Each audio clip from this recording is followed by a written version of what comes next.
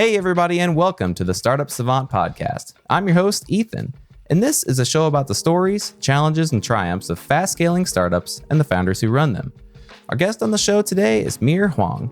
Mir is the co-founder and CEO of GigFinesse, a startup that is reinventing the way artists and venues connect with each other. Mir is a graduate of New York University, and this normally wouldn't come up in the show about startups, but we're going to get into the significance of that in a little bit. GigFinesse is Mir's first company, and from the looks of it, he and his co-founder have really hit their stride, and that is what we're going to dive into today. But before we do, remember to subscribe to the show so you don't miss any of our awesome founders. And of course, subscribing is also the simplest way that you can support the show. All right, now that we've covered the housekeeping, let's jump into some fun with Mir. Mir, welcome to the show. Glad to have you on board today. Ethan, thanks for having me. Thanks for being here. All right. Let's start right at the beginning. Tell us a little bit more about what GigFinesse is. Yeah, so GigFinesse is a music tech company where we've been transforming the booking process for artists and venues by leveraging live show data. It's an easy to use platform that connects live music venues of all sizes, tastes with thousands of artists from all across the country. And it allows them to kind of curate shows that are perfectly suited to their music preference. And this also allows, artists and venues to maximize their returns by leveraging live show data from event goers as well. Gotcha. So there's a data side and there's also a booking side. So it sounds like you're solving a couple of different problems here. Besides just those two problems, like what was the actual problem that you're solving? Like weren't bands already getting into, venues? What are you all doing that's over and above? Yeah, so I think it would be helpful for me to give you a little background about, myself and how the idea for GigFinesse came about. So for me, the idea for GigFinesse came to me relatively early when I was actually in middle school. Trying to book my first shows for my own band. And I fell in love with, the live music side just by playing in bands and putting on shows with my friends. Over the course of the time, I was lucky enough to grow into a session drummer and have been on tours and had the pleasure of, being on the road across the US and Canada. And I think by doing so, I became really intimately familiar with the intricacies and frustrations of booking. Believe it or not, to this day, artists are still cold calling, cold emailing, dropping off demos. These venues are processing 1099s by hand. Venues are polling with pen and paper. And artists are getting looped in last minute with the production managers, manually sending over guest lists. I mean, the list goes really on and on and on in terms of how archaic and inefficient the live music booking side really is. So it wasn't too long before I found myself immersed in a community of artists who are equally as frustrated and looking for better ways to source gigs and perform.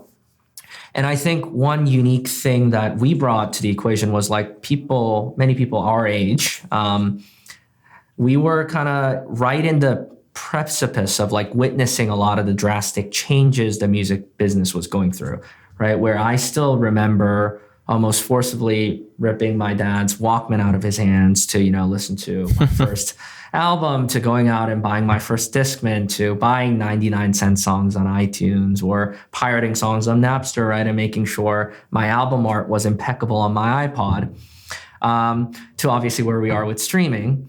And I think I was really excited to see all the innovations come about across the board, whether it be from distribution side, publishing side, marketing side. But unfortunately, the one downside that I saw in this shift was while technology advancements made creating, sharing, and marketing music a lot easier, it also made it very difficult for artists to actually make a living off of music. Hence, performing live now has become more crucial than ever for artists and venues in terms of being able to actually generate revenue. So in the summer of 2019, my co-founder, Ryan, who also happens to be my cousin, and I both decided to take the leap of faith together. And he forgoed Google, and I, decided to forgo my medical school journey. And we both kind of set out on this mission to, improve the live music ecosystem as a whole. Those are some pretty big things that you forewent. What was Did you kind of have an idea of like, we're going to try it for this amount of time, and if it doesn't work, we're going to go back into, the lives that we had already planned for ourselves? Or was it more like this is going to work and we don't have a choice, we've got to just do it? I think for us, and for me especially, it really came down to the what if, right? I was telling myself, if I commit to medical school now, realistically, by the time I'm out of my residency program and I'm, in a position where I'm happy, realistically, I'm going to be in my mid to late 30s at the earliest. And it's only going to get harder and harder for either of us to, take the leap of faith. And, I think working on your own idea or starting a company is very risky. So we wanted to do it when we were both young, when we could afford to, make mistakes, because going back to school or going back to any of the bigger corporation is something that's always in the cards. So we wanted to kind of, do this early on. So at the very least, we can get it out of our system, right? And say, hey, we've at least given it our best shot. Yeah, it's definitely, you can do these things at any age, but there's definitely some benefit in being young, and there's some benefit in being older as well. But totally, you got to play the cards you're dealt, and it's really cool to see that you took the leap, and it seems to be working out so far. Yeah. So you were in this industry. You were a drummer since middle school. You had a band or bands. So you were pretty steeped in this industry. And, you were kind of part of the audience that was experiencing this problem.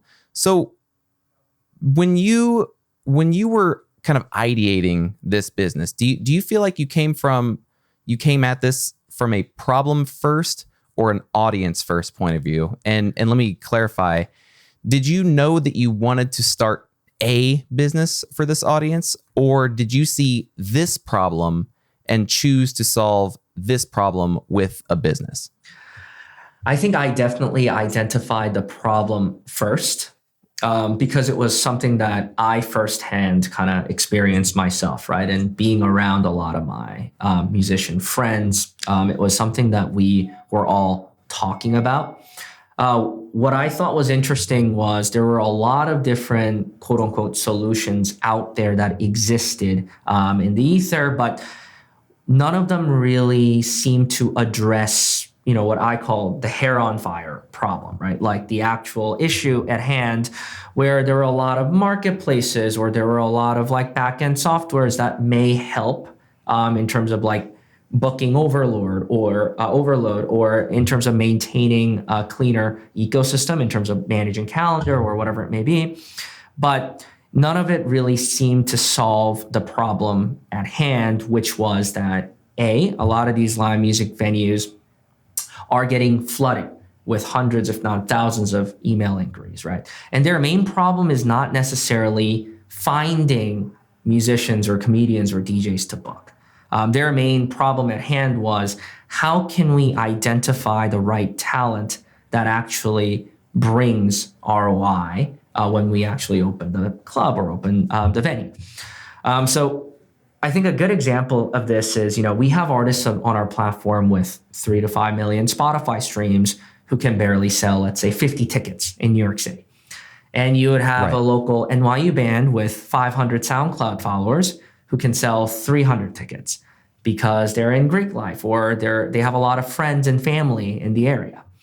Or say, Ethan, you and I were to perform and you sell 100 tickets and I sell 200 tickets, but my fans are boring. They're drinking water, maybe a Bud Light. But if your fans are, taking shots at the bar or drinking expensive whiskey, it makes more sense, they're wild. right, for the venue to book you over me, because ultimately it's a brick and mortar business that's driven by F&B revenue. So we kind of wanted to take a step back and better understand what really was the pain point that both the artists and the venues were trying to solve. And one of the things that really excited us was, hey, can we not only, of course, use technology to streamline a lot of the inefficiencies and communications and everything that are already in place, but almost moneyball the live music ecosystem where we can book more predictable and profitable shows, right? In an industry where there's a lot of overpromising and under-delivering. Yeah, that totally makes sense. It's like, it's kind of just playing matchmaker. And if you've got all this data, you were talking earlier about data collection and using that data, then you can make better decisions. Is this kind of all being presented to the users in a form of like a web app or a native app, or what's it look like to the users? It's a form of a web app. So it was very interesting when we first built our prototype. We actually envisioned it in an app form, and we actually launched a beta in an app form.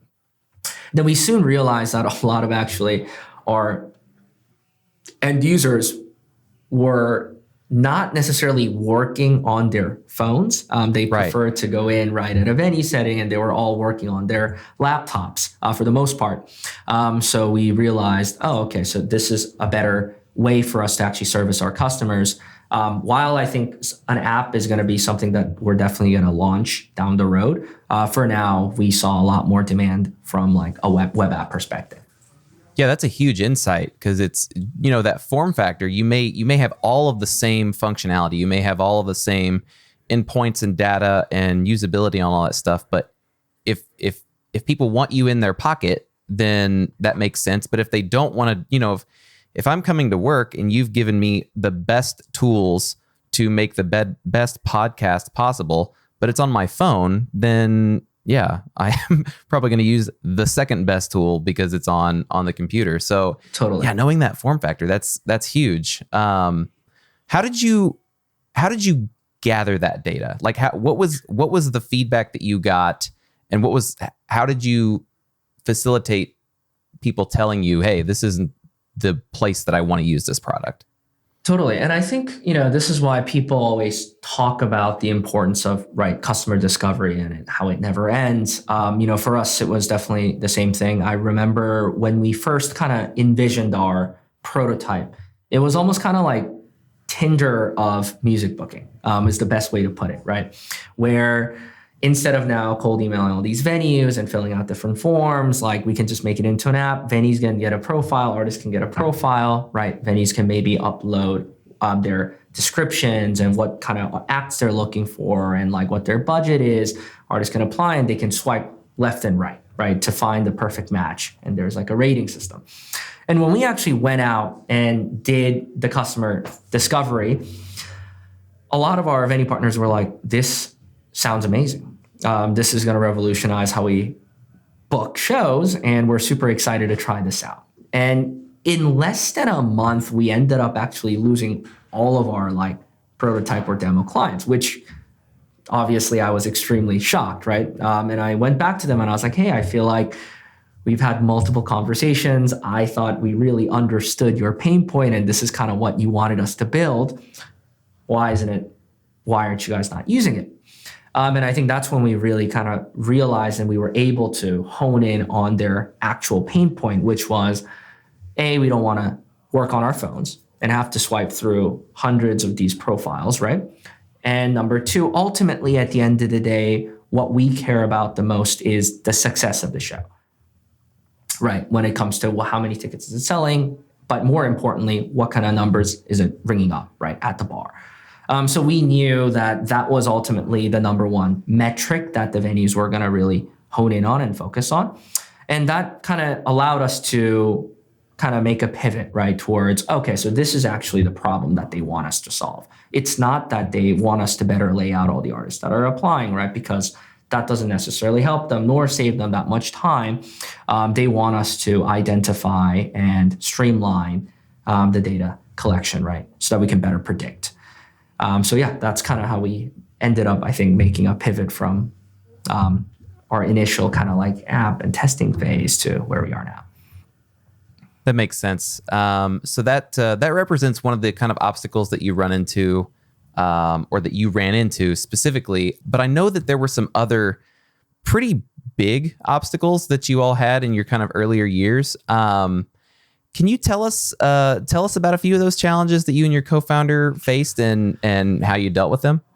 Yeah, I mean, for us, right, having founded GigFinesse in the summer of 2019, I think, it's we've been faced with plenty of curveballs. Oh yeah.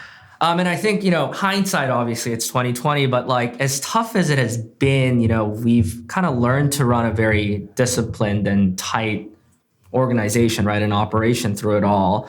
And I think because we were almost forced to run lean and make smart use of capital with a focus on sustainable growth, I think part of the reason why we were able to succeed and still raise in this down market was because we really embodied that kind of mindset and mentality throughout our entire, growth of the company.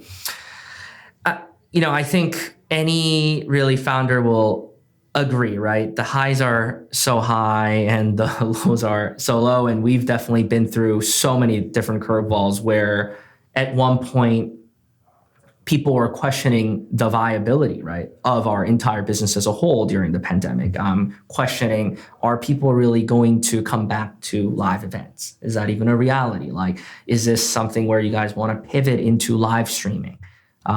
Right? There's whole sorts of number of debates that were going through our head with no way for us to cash flow the business.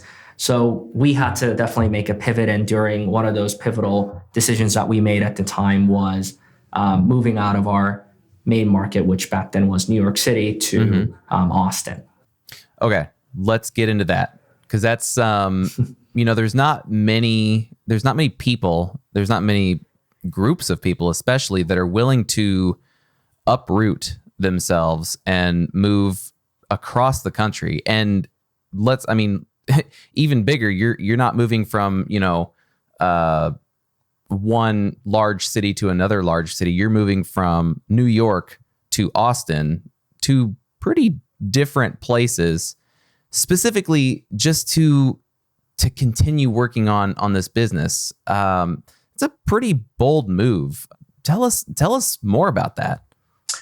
I think one of the things that I found really interesting is, the Dunning-Kruger effect that everybody talks about turns out to be extremely real, right? Like a lot of the startup stories that I was exposed to all kind of followed a very similar trajectory. It was mostly come up with a great idea, right? You want to build a prototype, and then you pitch to investors, you raise capital, and then you secure attention from the media, and then you experience hypergrowth, right? And that's what kind of floods a lot of our LinkedIn or different social medias, because you hear a lot of the success stories. And for us, I think luckily, we were convinced that, I was convinced at least that I had a really great idea. And with that out of the way, like we were thinking everything else would kind of fall into place. And for me, I remember when we first started, the biggest challenge I thought I would have was appeasing my mom when she found out that her only son was no longer going to become a doctor. And I think early on, it definitely seemed to be the case. The first few months for us were smooth sailing. I guess we can go into this later when we talk about the student side, but we won a lot of non-dilutive funding opportunities from various like startup competitions. We met a lot of amazing mentors. And we were able to identify early customers who, helped us develop an MVP. But, this kind of honeymoon phase didn't last long. Just as the business and product and the team were starting to take some sort of shape and form, COVID-19 hit, right? And the pandemic instantly wiped out all of the progress we thought we had made. And, as the entire kind of industry grounded to a halt, we were right back at square one. And I still vividly remember the day my team and I rented a U-Haul and we were driving out of New York City. And initially the plan was, let's stay at a team member's parents' house and just wait it out, right, for the month or two. Right. So we thought, and 1 month quickly turned to 6. And I was personally really wrecked with a lot of anxiety and guilt. I felt responsible for my team and, my co-founder whose lives, right, and careers were put on hold to work on something that seemed like wasn't viable. And we didn't know when this was going to end. And for us at the time, getting in front of investors were nearly impossible. And, people who would take our calls were, right, questioning the very viability of the industry that we were building GigFinesse to serve. Yeah. So I think for us, instead of pulling the plug then and there, I think that's when we decided to deploy the little kind of capital we had left in a last-ditch effort. And we wanted to see GigFinesse through, even if it meant just for a few more months. So just a suitcase and a backpack, I moved down to Austin, Texas. I sublet a tiny dorm room because that was the only thing I could afford at the time. And, went on foot, door to door, talking to more clients. Meanwhile, tutoring chemistry on the side to, kind of help pay the bills.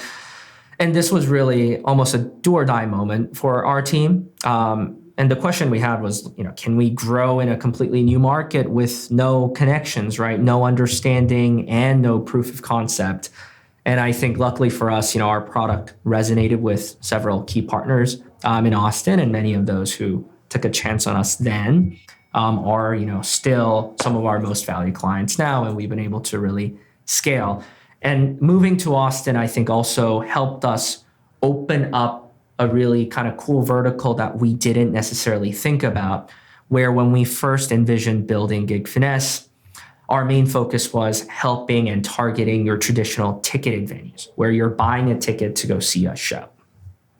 And then when I moved to Austin, I realized really entertainment was everywhere, right? There'd be wineries, breweries, coffee shops, hotels, restaurants. They were all having some sort of live music or comedy or DJs.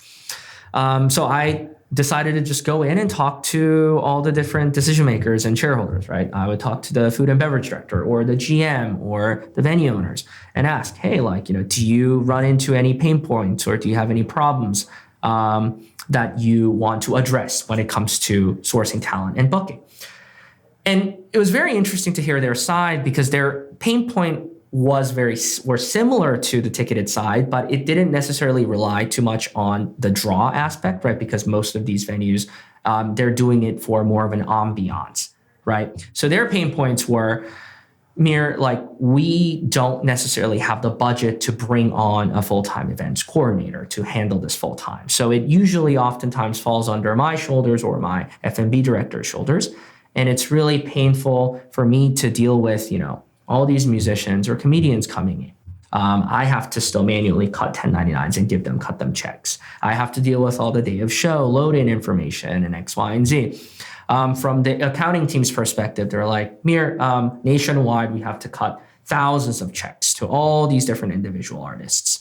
And we're looking for more of a turnkey solution where we can really scale our entertainment needs across the US.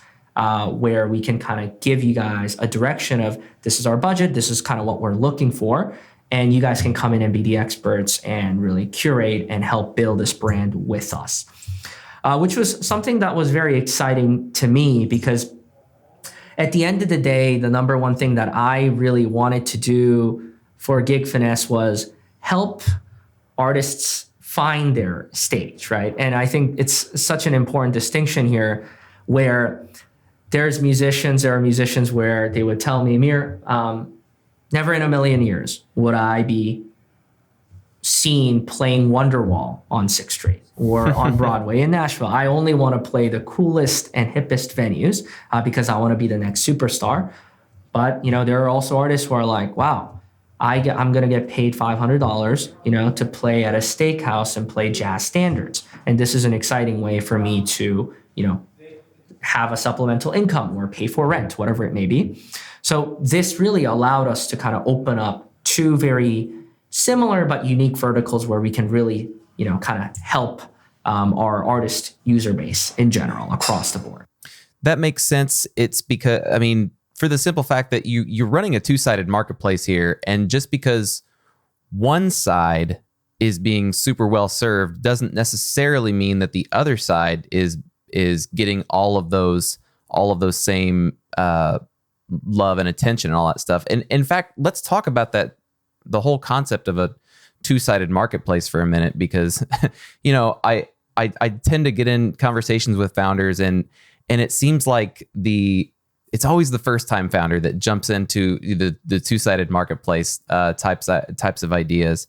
And I don't know if that's because the founders who have already done something, they're like, you know what, that's a headache and I'd rather go do something else, or if it's just so I don't know what the draw is for the first time founder to come into the two-sided marketplace concept, but you're making it work, and so let's talk about it. What do you feel as though at the very beginning you were able to focus on one side over the other, and that was able to sustain you, or do you feel like you had a necessity to bring on both sides and that was absolutely required to make it work?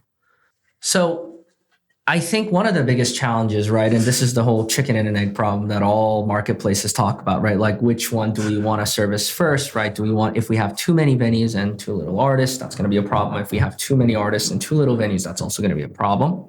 Right. Luckily for us, that wasn't something that we had to worry about as much, because the musician side or the artist side in terms of supply is ever flowing. So in fact, it's the same thing right now. We have a pretty big wait list of artists wanting to join the platform, and we have to be selective in terms of which artists we want to work with and let into the platform, because we want to make sure that they also provide a lot of value to our venue partners, right? So for us, I think it was two things. One, I think the artist side of the platform was very easy for us to understand and build, because we are run primarily by also artists, right, or ex-artists. So there are a lot of problems and pain points that we were experiencing, or we had experienced, where we knew, if we can address these pain points, it would make our lives so much easier. And then we had to go dive in a little bit deeper from the venue side, where they were the ones really kind of telling us, hey, these are some of our main pain points, and we're looking for someone to really address these solutions. And once we were able to do that, and once we started onboarding our venue partners, artists were ecstatic, I think, to just use our product in general, because it's completely free for artists to join, right? There's no fee associated with them. And it just makes their lives a lot easier and unlocks, I think, a lot more potential for them to go out and get shows. So for us, it wasn't necessarily a chicken and an egg problem. It was more about, I think, getting the prototype built and getting the idea off the ground, right? And then convincing, I think, our venue partners to give us a chance to prove out our product and see it in action. So then, of course, this is a speculative question, but as you now see and understand your market, and you're running a business that serves both sides, do you think that there is always a case where the business owner, the entrepreneur, the founder can say, if I solve this problem, it will increase the benefit for both users? Or do you think that there are still some cases where it's 50% work on this side and 50% work on the other side? I think it may not always be 50-50. It might be more like 70-30. That was definitely the case on our end. For us, I think one advantage that we had was, unfortunately, I think artists have been disadvantaged for such a long time, right? And the status quo is extremely, extremely predatory and antiquated. So for us, it didn't require much in terms of technological advancement to satisfy and quench their need of wanting to try something new. And then from the venue side, we had to really get down and figure out the numbers and figure out the metrics that they cared about and what kind of output they wanted to see in terms of using a technological solution, right? Where in an industry especially, that's very hesitant to change, right? I think for us, that was definitely the biggest hurdle, where we were having to go out and convince an industry and a lot of the decision makers who have been doing things right in one specific way or a certain way, and to get them to think now outside of the box or try something new is an extremely tall task. And I think this is where I think the timing, actually, hindsight, the pandemic did allow us to get in front of more people, because for the first time ever, I think a lot of these venues or hospitality owners were thinking to themselves, does it really make sense for us to go back to our old ways, or does it now make sense to look at different solutions that are out there, right? That can kind of decrease our overhead and we can yield higher ROI. Right. New world, new solution. That's can't beat that. All right, so let's go back to something that we've both mentioned in the beginning, that you had some different experiences with accelerators during your time at NYU, and doing some basic research. It looks like they have a pretty robust like support system for entrepreneurs. Can you tell us a little bit about your experience with these programs? Totally. I think, one of the things one of the reasons why I looked into the student program in general was actually thanks to my co-founder. So I remember Ryan and I sitting down, and he had already graduated and he was already in the workforce right at Google. And one of the things that he was telling me was how he regrets not being able to take advantage of a lot of the resources that were right in front of him at MIT when he was there, in terms of entrepreneurship or mentorship or anything in general. And he really encouraged me to go out and say, hey, once you're out, nobody wants to help you anymore. Now you're in the real world. When you're still a student, there's a lot of people that are willing to take calls or meet with you. And there's plenty of resources that you're going to be able to take advantage of, which once you're out, right now, those options or those doors close itself. So I think it was unique for us both because neither of us were, business majors, or neither of us had like an MBA, right? We were both first-time founders, really trying to figure everything out as we were building. So it was really helpful for us to go to a lot of these. We, like at NYU, for example, we have the Entrepreneurial Institute where any students can walk in, talk to different mentors or coaches, and get advice in terms of even little things, right? Like, what is an LLC? Like, what's a C Corp? Like, what are some of the steps that you need to do to start your business, right? Is this even necessary right now? Or what is VC? Like, how do you fundraise, right? Like, even down to the real basic stuff, right? To obviously business model canvases and really thinking about how to structure your business. So I think for us, it was almost a no-brainer, right, situation where this is right in front of us. It doesn't cost us anything. So why don't we look into it and see what we can get out of it? And from there, I think we were able to really leverage our connections and our network to apply to different programs that were also offered to students. I think our entire pre-seed capital, right? The initial capital that we required, that was needed for us to focus on building the company for about a year, was strictly all non-dilutive funding that we were able to raise from NYU. So raising that funding from those programs, was this some sort of competition that you won, or was this sign up for this program and we'll give you lots of money to go do a thing, or what did that look like? It was a balance of both, right? There were two competitions that we participated in that we won. Stern has one called the 𝗴𝗂𝗀𝗀 Challenge, and the Tandon School of Engineering also had one called the Innovation Competition, where now that would be more like a scholarship or a prize, right? A grant where you would be able to win if you end up winning the entire competition. And then there's one more program called the Summer Launchpad, which is more like an accelerator program. But unlike your traditional accelerator programs where, you raise via SAFE, let's say, and then you have to give up equity, this was a completely non-dilutive funding opportunity where they would let you in the space. You would basically get a co-working space, right? Get connected with a lot of amazing founders and mentors, all for free. Meanwhile, also getting a little, access to capital. That's huge. Did they just offer that to anyone who came in with a business idea, or was there some sort of hurdle that you had to go over to get that funding and get those benefits? Yeah, you definitely have to go through a lot of interview processes, right? You have to get to know the team at the Entrepreneurial Institute. And then, they determine whether or not, you're a good fit. And it's about a 2.5 month long program during the summer. Okay. And it really kind of allowed us and gave us, I think, an opportunity to taste what it's like to work on your idea full time. And this was GigFinesse that you were working on during these programs, correct?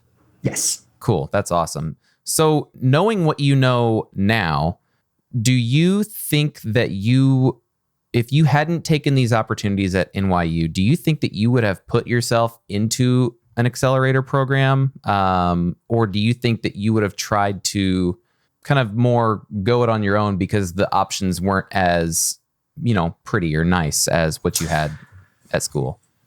We were definitely, I think, more strategic about how we wanted to, raise and scale the business. I think there's a lot of value that you can get out of with a lot of these amazing accelerators out there, right? Especially for first-time founders, where I think it's almost like a blue check mark, right? It gives you credibility if you are a YC-backed company or, Techstars-backed company, whatever it may be. Maybe we were a little bit more, stubborn or young and naive, but we thought I think we think we can do this ourselves, right? We have a great product. We have all these amazing opportunities in front of us where we don't have to give anything up. So let's try this out. And I think because we were able to really prove our concept out and we were able to get validated by a lot of these, people and competitions in general, I think it really kind of cemented our mindset of, I think it may have been easier, right, to get that almost credibility aspect by going through another accelerator. But we were confident that we could kind of scale it ourselves without having to get, another, I guess, verification from one of these bigger accelerators out there. Gotcha. So when you went into this, I mean, obviously you said, you were a student, you hadn't done business before, you knew the industry, you knew kind of what it looked like from one side, and you had an idea. So you go into this situation, this accelerator, this, all these different competitions, and I'm sure that they've got lots of support from people who know this business is going to be good for this reason, it's going to be hard for this reason, all that good stuff. How big was the kind of like a shift in business idea from when you went in to when you came out? I think when we went in, we were still in the customer really discovery phase, right? And one of the things that Ryan and I really wanted to do was before we went out to properly fundraise, we wanted to get to some sort of product market fit first. And I think we were in that phase where we were experimenting. We're like, what is really the solution that's going to drive growth? What is the solution that, our end users are going to pay for and appreciate? And I think that's what, the accelerators allowed us to do, because we actually had the freedom to only think about that. Mm-hmm. We didn't need to think about forcing revenue. We didn't have to think about, how we're going to pay our bills, but what really is the solution that we should be aiming to build for this to work. And I think once we got to that point, and this took a little time, right, after the accelerator, right, and after we had graduated, we were still obviously pursuing it. And I think towards the end of, or right before the pandemic happened, I think that's when we were getting a little semblance of, okay, I think we know what we need to build. And then I think with the pandemic hitting, it allowed us to now really then take a step back and, gave us time to develop the product, right? Kind of test it out a little bit. And then further continuously talk to our end users so that when things were slowly returning, we were able to really kind of go all in and really put it out into the market to test it. All right, let's get down to the raw tactics for just a second. You mentioned that there were 2 competitions that you were in where you won non-dilutive funding. Mm-hmm. I think everyone wants to do that. So what are your biggest tips and tricks to win these competitions? I don't know exactly what type of competitions these were, whether they were pitch competitions or something else, but what's your tactical advice for people who want to go win some cash? So I think both of those were, pitch competitions as a whole. The best advice I think I can give to founders and even, contestants right now who are competing is I think ultimately at the end of the day, pitch competitions rely almost to a fault in storytelling. It's very hard for a judge to determine a viability and success of a business with a 5 to 6 minute pitch, right? Because they're not analyzing your P&L, they're not really analyzing anything, right? So I think for the most part, I've seen amazing founders and amazing companies, that would potentially lose out on some of these competitions, but eventually actually go on to be very successful businesses.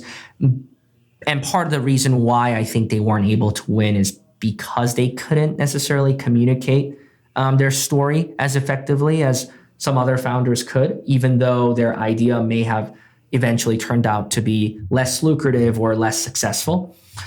So I think, in a pitch competition setting specifically, I think it's extremely important for you and your co-founders to really dial in the storytelling element.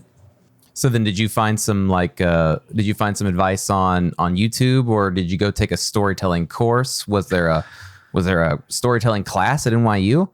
Yeah, so that's one of the actually exciting things that we were able to kind of take advantage of, right? Where when you're going through the accelerators or when you're going through these programs, they had these little mini boot camps where you can choose to opt in. And one of the boot camp, for instance, would be like dialing in your pitch and storytelling, right?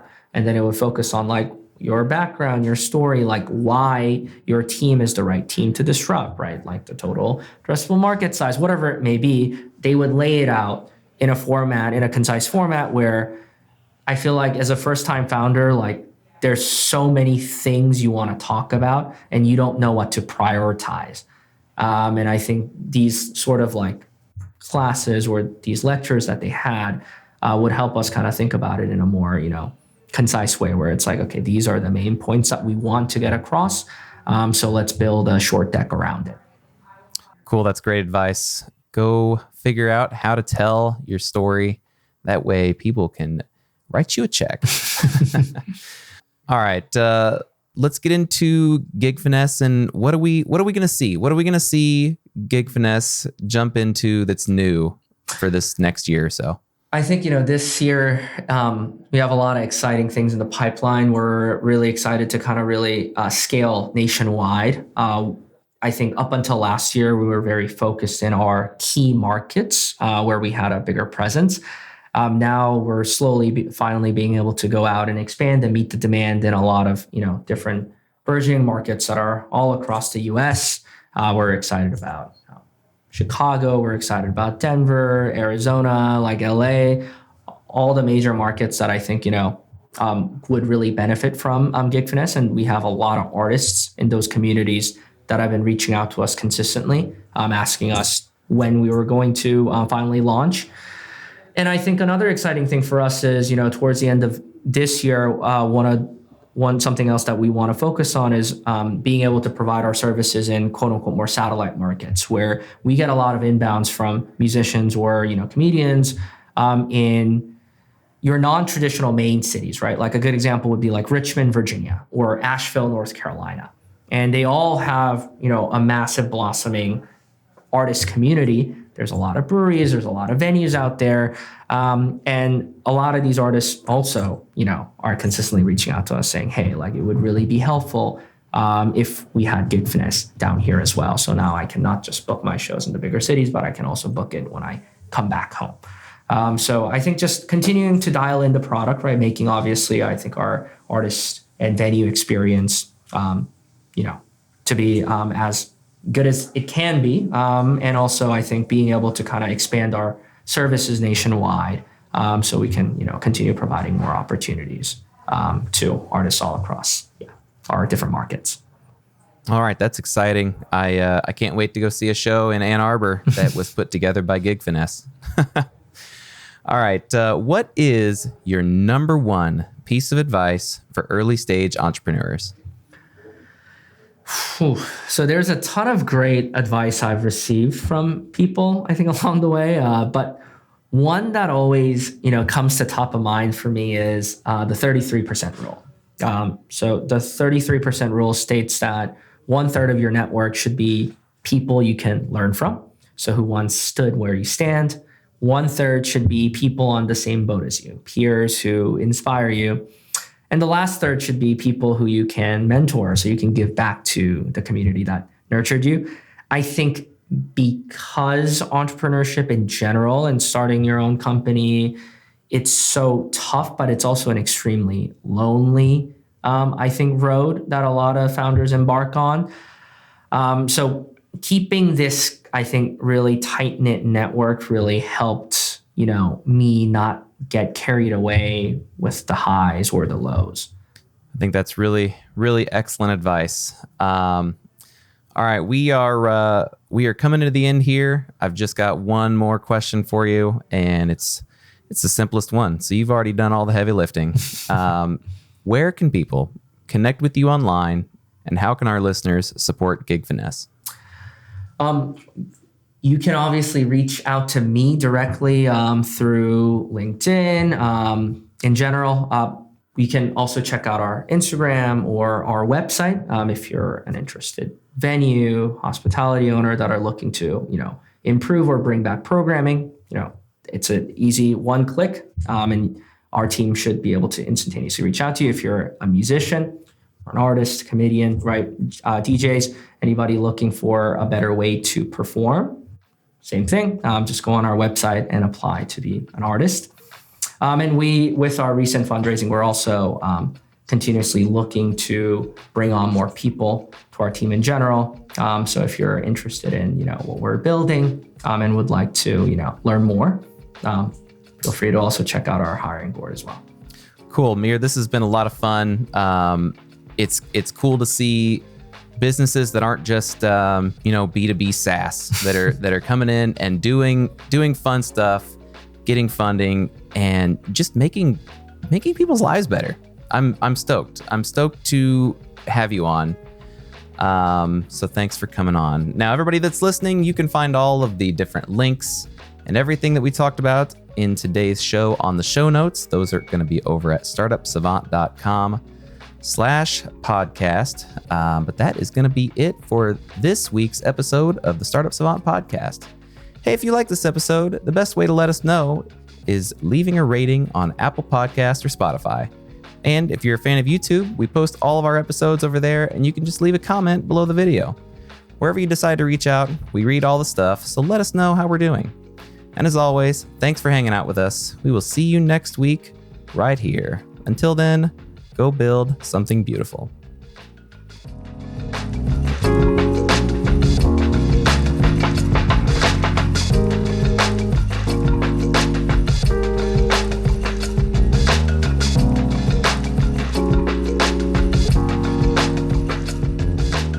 The Startup Savant podcast is produced by 𝗏𝗃𝗀𝗏.